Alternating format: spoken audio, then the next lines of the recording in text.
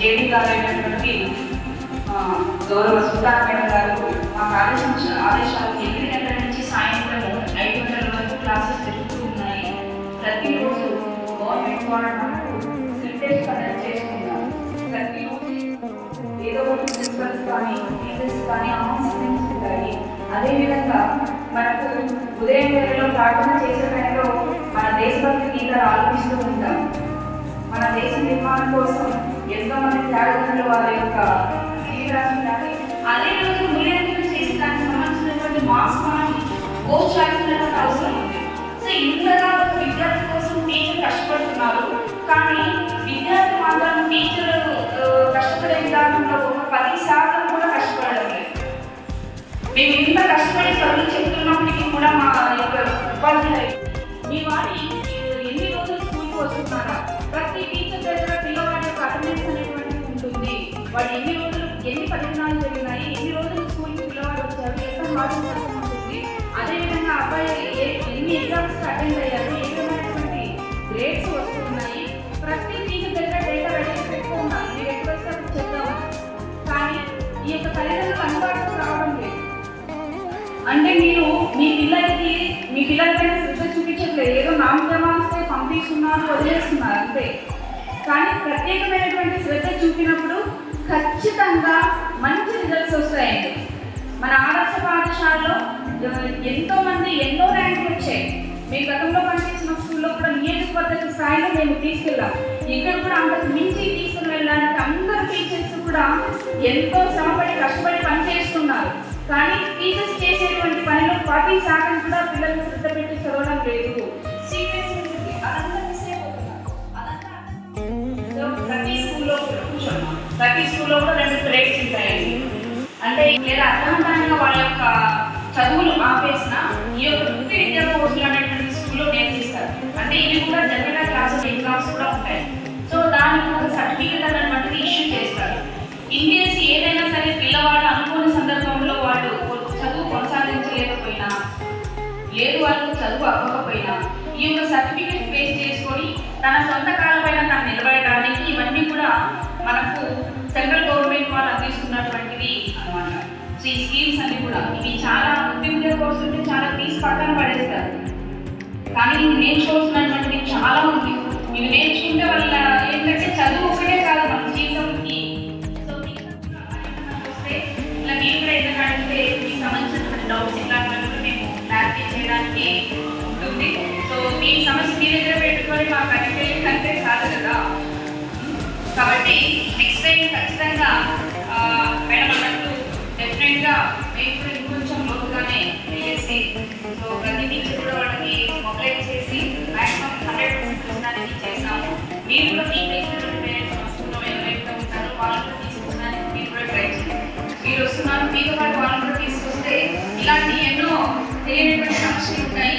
మీకు తెలియదు కాబట్టి మేము ఇక్కడ మీకు ఏ డౌట్స్ ఉన్నప్పుడు క్లారిటీ చేయడానికి మేము ఇప్పుడు సిద్ధంగానే ఉంటాము. ప్రతి ఒక్క టీచర్ కూడా 9 నుంచి సాయంత్రం 4 వరకు అవైలబుల్గానే ఉంటారు. స్టడీ టైంలో ఓన్లీ స్టడీకి ఎవరైతే ఉంటారో వాళ్ళు మాత్రం ఉంటారు, మిగతా వాళ్ళు వెళ్ళిపోతారు.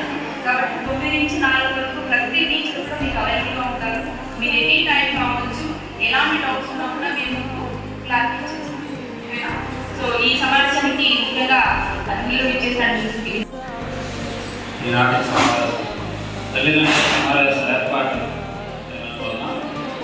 ఇక్కడ మన కాలేజీ ప్రిన్సిపాల్ నారాయణ గారికి, ఇక్కడికి వచ్చిన ఉపాధ్యాయులందరికీ, తల్లిదండ్రులకి అందరికీ నా నమస్కారాలు.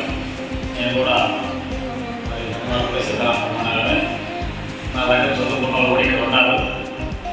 మేము కూడా స్కూల్ పెట్టి పిల్లలకు చదువు చెప్తున్నాము 91లో. అంటే బాధ్యత అనేది ఒక పేరెంట్ ఎక్కువగా ఉండాలి. అలాగే స్కూల్ హెడ్ మాస్టర్ కానీ ప్రిన్సిపాల్ మేడానికి బాధ్యత ఎక్కువ ఉపయోగపడుతుంది. ఎందుకంటే మనం మ్యారేజ్ అయినప్పుడు ఇంటి దగ్గర ఉన్నప్పుడు పని వాళ్ళు చూస్తాం, అది వాళ్ళకి ఉపయోగపడుతుంది. వేరే చదువు బాగుంటుంది కాబట్టి కుట్టు మిషన్ నేర్చుకున్నంత వల్ల బాగుంటుంది, ఉపయోగమే ఉంటుంది. కాబట్టి ఖచ్చితంగా మనం నేర్పియాలా, మనం నేర్పాలనేది వాళ్ళు ఉంటే బాగుంటారనే బాగుంటుంది. నా దగ్గర చదువుకున్న వాళ్ళు డాక్టర్ లేదు, టీచర్ లేదు, పోలీసులు లేదు, ఎస్ఐ లేదు, అందరూ కానీ మేము మాత్రం చూద్దాం. కాబట్టి టీచర్లు అందరూ మెయింటైన్ చేస్తే వొకేషనల్ కోర్స్ అనేది ఈ స్కూల్ నుంచి 12 సంవత్సరాలు అయితే వొకేషనల్ కోర్స్ అనేది ఇది కూడా కంప్యూటర్స్ రిలేటెడ్ అయినప్పటికీ కూడా ఇది 9వ తరగతి నుంచి 12వ తరగతి వరకు విద్యార్థులందరినీ కూడా తీసుకొచ్చి ఎవరికి ఏ గ్రేడ్ కావాలో పిల్లలకు వాళ్ళు అప్లికేషన్ ఫామ్ ఇస్తారు. వాళ్ళకి ఇచ్చిన తర్వాత ఇక్కడ పేరెంట్స్ కానీ వాళ్ళు మేము ఏ గ్రేడ్లో చేయాలంటే అక్కడ సైన్ అయిన తర్వాత వాళ్ళు కోర్సులో తీసుకుంటారు. ఓకేనా?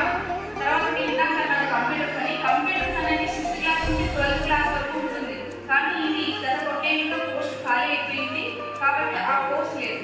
ఇప్పటి నుంచి అయితే దానికి సంబంధించి కూడా ప్రీ వొకేషన్ క్లాసెస్ ఆ క్లాసెస్ అనేది అలాట్ చేస్తారు. 9th క్లాస్ సార్ సపరేట్గా ఉంటారు వొకేషనల్ కోర్స్